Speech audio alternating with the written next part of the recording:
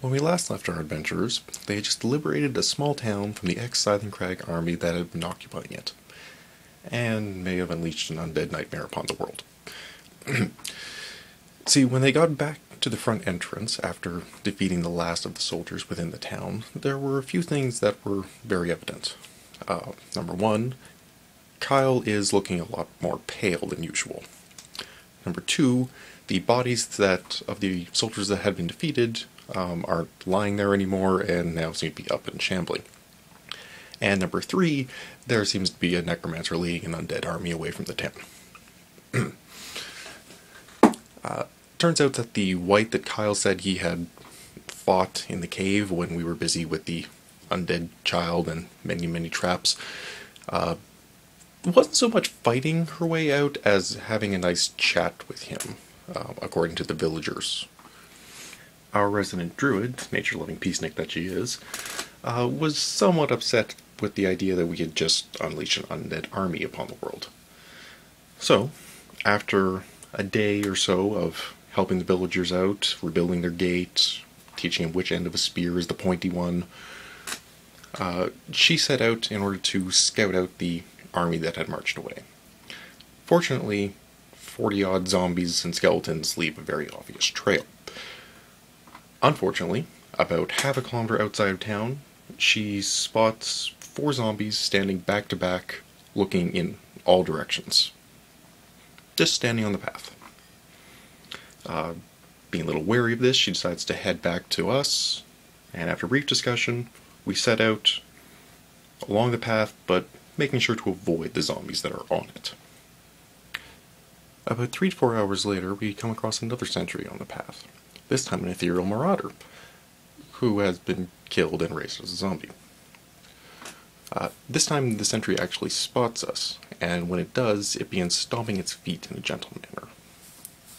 Very odd. So we decide again to go around it, and once we're out of its sight, it stops stomping. We set up camp for the night a short time later, and it passes uneventfully. We make sure we're off the path enough that nothing would be able to wander into us. In the morning, however, we notice there are numerous new tracks along the path that are very clearly from not only the sentries that we left behind, the 4 zombies and the ethereal marauder, but others have joined them as well.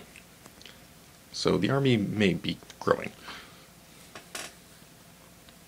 In any case, we continue along the path again, keeping our eyes out for any more sentries.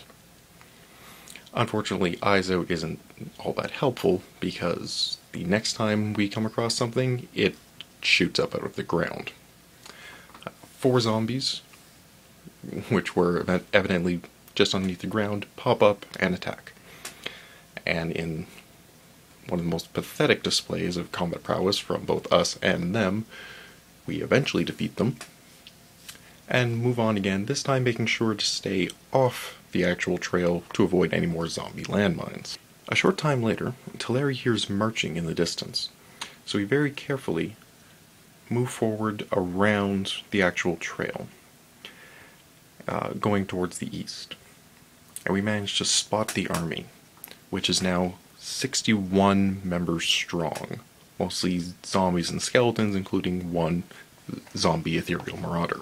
This time we decide to throw caution completely to the wind, and in a brilliant display of spellcasting, Teleri entangles the entire army, and Calaquin proceeds to launch a fireball at them, which leaves a crater, glassed ground, and not a single standing member of the army. Unfortunately, our heroes were not able to celebrate for all that long, because soon another fireball echoed forth.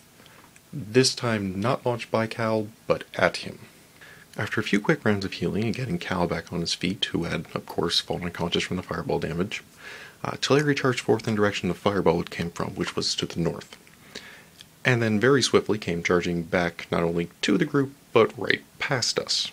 It seems the necromancer had instilled a good deal of magical fear in the Uldris and her loyal wolf companion, but she soon returned to the group and informed us that not only was the necromancer just a few hundred feet to the north, but so was Kyle and another 10 skeletons. So this time we all go forward together, moving at a much more cautious pace. Once we are in range, however, the necromancer quickly grabs Kyle and two of her close skeletons and hops through a dimension door, leaving the field of battle. The remaining 8 skeletons are dispatched very quickly, but we find no sign of the necromancer in the immediate vicinity, and even beyond that, when Teleri goes out scouting at 500 feet and then again at even 1,000 feet. While the rest of the group search the bodies of the skeletons for anything of value to take, Teleri more thoroughly searched the area around the base of the hill where the fight had taken place.